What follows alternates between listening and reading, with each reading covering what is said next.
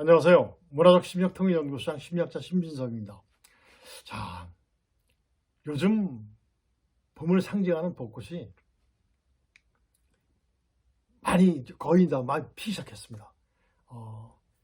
제가 살고 있는 동네는 약간 추워요. 그래서 개화 속도가 약간 느린데 아마 이번 주가 지나면 이번 주 중반쯤 정도 되면 전국적으로 정말 벚꽃이 굉장히 만개할 겁니다. 그리고 봄꽃들이 많이 피겠죠. 목련도 피고 정말 좋은 시절이 도래했다고 생각이 됩니다. 그리고 또 이번 주에 또 뭐 있죠? 청명이라는 절기도 있어요. 청명절기.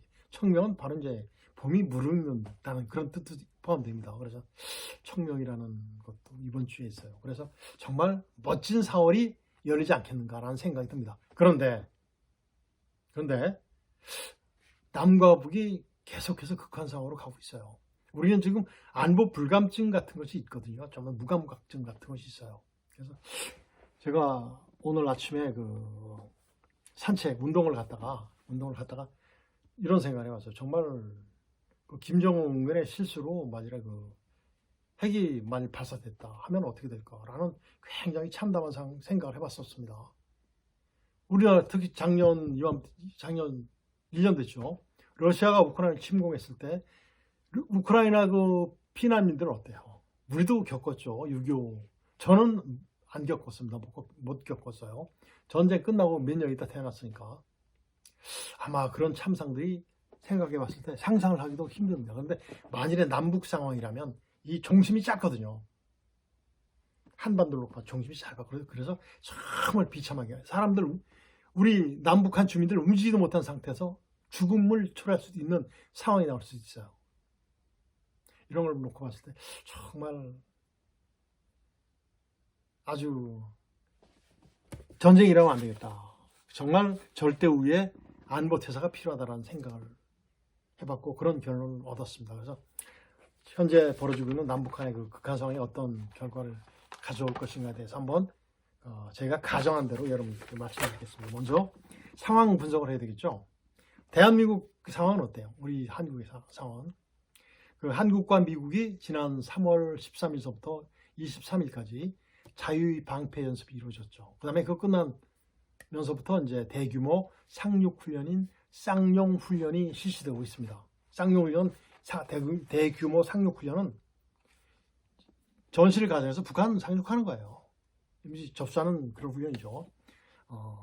이 훈련을 계기로 해서 어때요? 북한이 굉장히 많은 불법 미사일 발사 같은 거 많이 하니까 미국의 전략 자산이 한반도로 전개했죠. 3월 28일 날 핵추진 항공모함 니미츠 함이 부산항에 입항을 했어요. 이 자체는 뭐냐면 떠다니는 군사기지죠. 군사기지인데 웬만한 국가의 군사력보다 훨씬 강해요. 상상을 초월하지 못하는 그런 어마어마한 무기들이 다 있습니다. 중국도 깜짝 놀라는 무기들이 있어요. 러시아도 놀라는 무기죠. 이런 것들이 있습니다. 북한은 어떻겠습니까? 굉장히 무섭겠죠. 얼마나 무섭습니까? 무서우니까 어때요? 무서우니까 이제 발광을 해야 되겠죠. 그럴 겁니다. 그래서 이것이 끝나고 나면 또 뭐 있어요? 4월 초에 또 뭐 있죠? 4월에 우리 대통령과 미국 대통령이 협상하는 한미 정상회담이 있어요. 회담을 하는. 그래서 아마 북한을 더 자극할 만한 정치적인 이슈, 즉 일정들이 계속해서 이어지죠. 그렇기 때문에 어때요? 북한은 더욱 강경한 메시지와 전략 도발로 위협 수위를 더 높일 것이라고 예상이 됩니다. 여러분들 어떻게 생각하세요? 그렇죠? 아마 그렇게 될 겁니다. 그렇다면 북한은 어떤 동향이 있었죠? 어떤 움직임이 있었냐면 3월 19일 날 전술 핵 공격 탄도 미사일을 훈련하죠. 훈련합니다.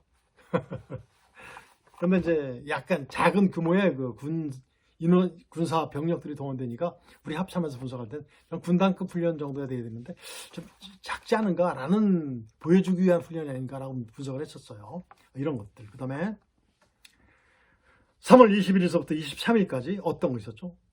무섭습니다. 잠수함에서 발사되는 핵무기 시험도 했죠. 정말 잠수함에서 발사되면 이미 그건 완전히 기습 달성이에요. 기습. 전승을 위한 가장 좋은 조건이 기습이거든요. 적이 상상하지 못하는 시간에 상상할 수 없는 방법과 모든 것을 방언을 동원해서 때리는 것이 바로 기습인데, 또 알았어도 대처할 시간이 부족한 거, 이게 기습이에요. 그래서 그 잠수함에서 쏘는 그 미사일은 정말 그렇게 무섭답니다. 그래서 이것도 했어요. 그리고 최저고도 전략 순항 미사일 발사 훈련을 진행하는 등 아주 굉장히 강도 높은 도발적 군사 행동을 감행히 했습니다. 그리고 3월 27일 어때요? 또 동해상으로 단거리 탄도미사일 2발 또 발사했죠. 그리고 나서 김정은이가 뭐 봤어요? 각종 미사일과 함께 전술 핵탄도 거기서 파산 31이죠. 를 살펴보는 사진도 공개됐죠. 둥그런 거 있지 않습니까? 그런 것들이 전부 다 기른 것은 그게 2개 정도 들어가고 막 그런다고 그러죠. 여러분들 전부 다 보셨을 겁니다. 이런 것들. 공개한 8종의 그 미사일들은 그 포탄들이죠. 폭탄들이죠. 폭탄들. 시형 단거리 탄도 미사일은 KN-23 전 계열이 다 나왔어요. 그 다음에 북한판 전술 지대지 미사일 KN-24도 나왔고, 초대형 방사포 KN-25도 나왔어요. 그리고 신형 전술 유도무기도 나왔고, 화살 1, 2, 1, 2 이것도 나왔죠. 순항 미사일이죠. 그 다음에 핵어뢰. 그게 바로 뭐냐면 이제 해일이라는 이름으로 만들어진 그죠. 이름이 붙여졌죠. 이런 것들. 그래서 아마 이런 것들을 쭉 보여줌으로써 우리한테 어떤 심리전한 거예요? 굉장히 심리전입니다. 위력 시범을 보여준 심리전이죠. 탄도 순항 미사일, 방사포, 어뢰 등 다양한 투발 수단의 달 만큼 핵탄두를 소형화, 경량화, 규격했다고 과시했죠. 소형화, 작게 만들어야지 들어가니까. 그 다음에 또 경량화, 가벼워야지 머리가 갈 수 있으니까. 그 다음에 규격화, 전부 다 규격화는 대량 생산을 의미하는 것이기 때문에 규격화가 꼭 필요한 겁니다. 이런 모든 것들이 바로 뭐죠? 북한의 그 저희를 보면 한미 대규모 연합훈련, 자유의 방패훈련과 연합 쌍용훈련이죠. 상륙훈련에 대한 반발 차원에서 보여준 또 위력 시범이죠. 이것도 심리전이죠. 이런 모든 것을 놓고 우리 군이 어떻게 분석을 했어요? 우리 군이 분석을 했습니다. 북한이 전술 미사일에 탑재할 만큼 핵탄두를 작게 만들지 못해서 실전 배치가 안 됐다고 판단한다. 판단까지 해서 판단하면 안 돼요. 완전 판단이 결정이거든요. 그 다음에 그 이성준 합참 공보실장이 이날 북한 보도 뒤에 이제 정례 브리핑이 있어요. 보도 딱 한 다음에 이제 기자들의 질문 같은 브리핑이죠. 브리핑에 대해서 뭐라고 그러죠? 핵능력 전문가, 핵능력 전문화가 됐다고 안 본다. 만일 핵능력이 전문화가 되었다면 실전과 비슷한 곳에서 실험 성공해야 되는데 실험을 해서 그것이 다 안 되었다. 그래서 기존의 판단을 유지하고 있죠. 아니다, 아직 안 됐다.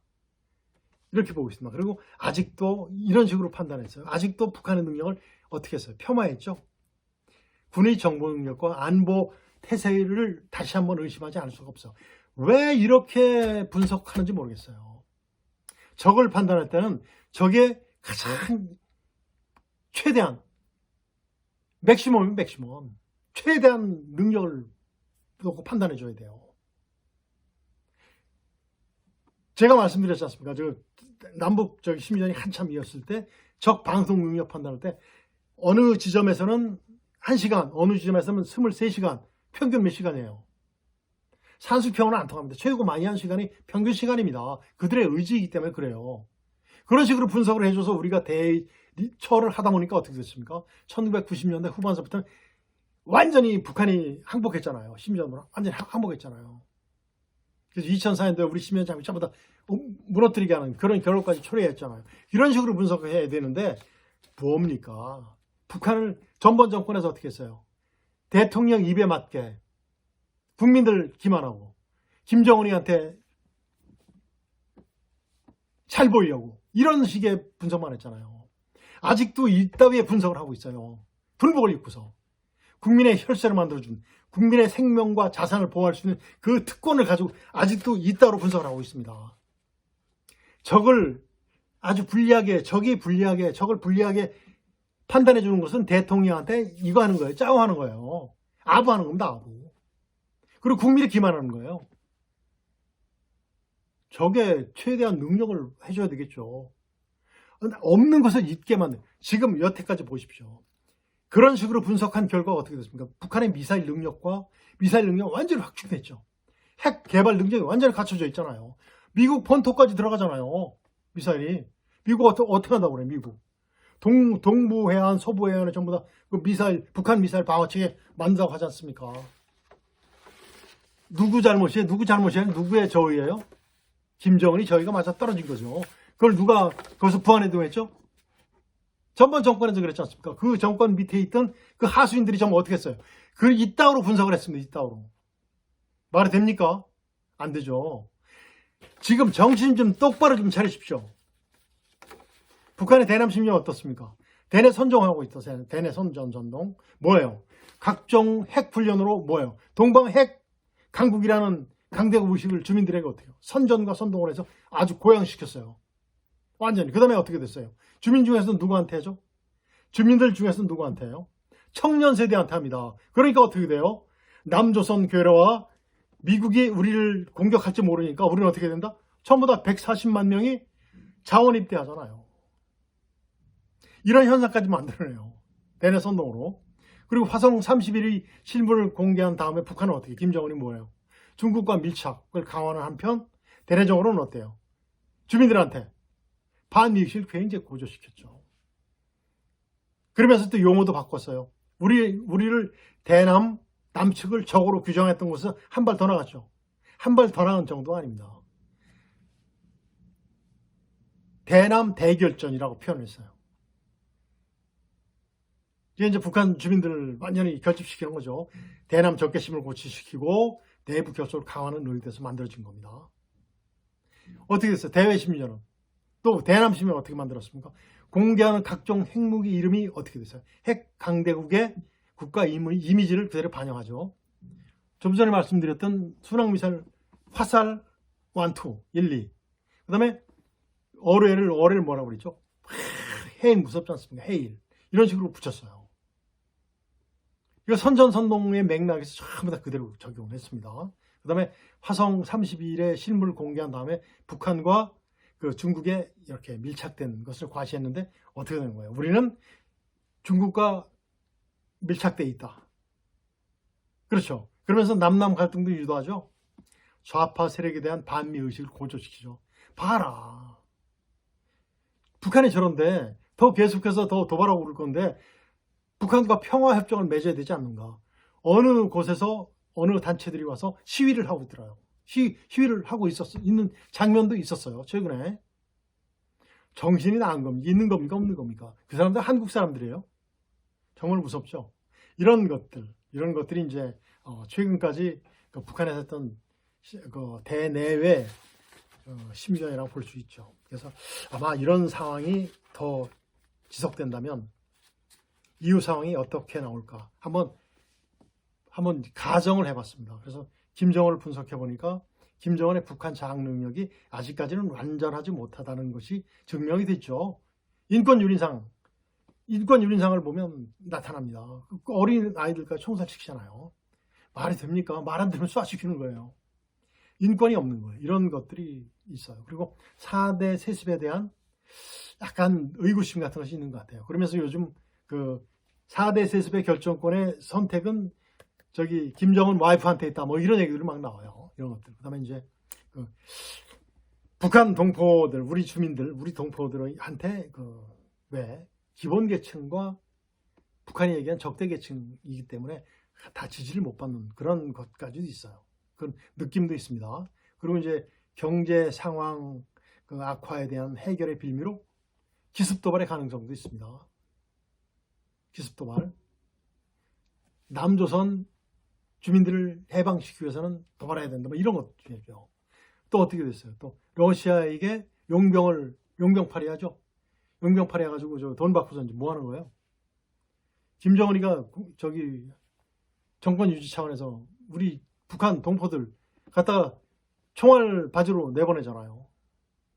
그리고 좀 러시아의 곡물과 러시아가 곡물을 지원해 준 대신에 북한의 모든 탄약은 북한이 준다라는 이런 것들도 미국에서 확인한 어떤 증거들이 전부 다 있잖아요. 이런 것들이 바로 북한의 김정은이를 한번 분석을 해봤을 때 이런 것들이 나타난. 그리고 나서 김정은이 어때요? 건강 문제가 그 김일성, 김정일, 김정은으로 이어지는 건강 문제가 어때요? 계속 짧아지죠. 아마 스트레스를 굉장히 많이 받을 겁니다. 그러다 보니까 촉박감 같은 것이 있을 겁니다. 그래서 내 통일이 안 될, 적과 통일이 안 될 것이다. 핵을 써야 되겠다 하는 가능성도 배제할 수 없습니다. 그리고 이제 대한민국의 가정을 보면 상황을 가정해 봤습니다. 이미 시행되고 있는 것도 있어요. 한국형 장거리 지대공 미사일, 사드죠, 사드. 그 LSAM입니다. 무기 개발이 활성화 조건을 이제 성숙됐어요. 이미 시작하고 있을 겁니다. 그 저기 2026년도에는 뭐 대량 생산이 가능하다고 그러죠. 대량 생산이 가능하다고 그러죠. 그다음에 이제 그 핵 개발의 정당성의 계기가 될 수 있습니다. 그래서 어느 일간지인가 어느 보도에서 보니까 대한민국 IAEA 협정 파괴된다 뭐 이런 얘기도 나왔더라고요. 보면 주변국이 미국, 중국, 러시아 전부 다 요새 핵 가지고 막 전진되셔 그러지 않습니까? 그러니까 어떻게 해요? 우리도 살려면 우리의 생존권을 위해서 만들어야 된다. 이런 얘기들이 나오는 거예요. 그다음에 이제 이런 것으로 봤을 때 지금 좌파들의 그 평화협정의 입지가 굉장히 고조되고 있죠. 굉장히 고조되고 있어요. 정말 국민을 기만한 그런 사기극을 벌린 집단도 있어요. 이런 것들이 굉장히 강화되고 있습니다. 그래서 북한하고 빨리 평화협정을 맺어서 우리가 살아야 된다. 이런 말도 안 되는 궤변을 주장하고 있는 무리들이 있죠. 있습니다. 이런 것들이. 그래서 우리 정부에서는 뭐를 해야 되냐면 이제 심리전 소재로 어떤 식으로 활용을 해야 되냐면 심리전은 바로 뭐냐면 제가 말씀드렸듯이 심리전은 정말 인본주의여야 돼요. 인본주의.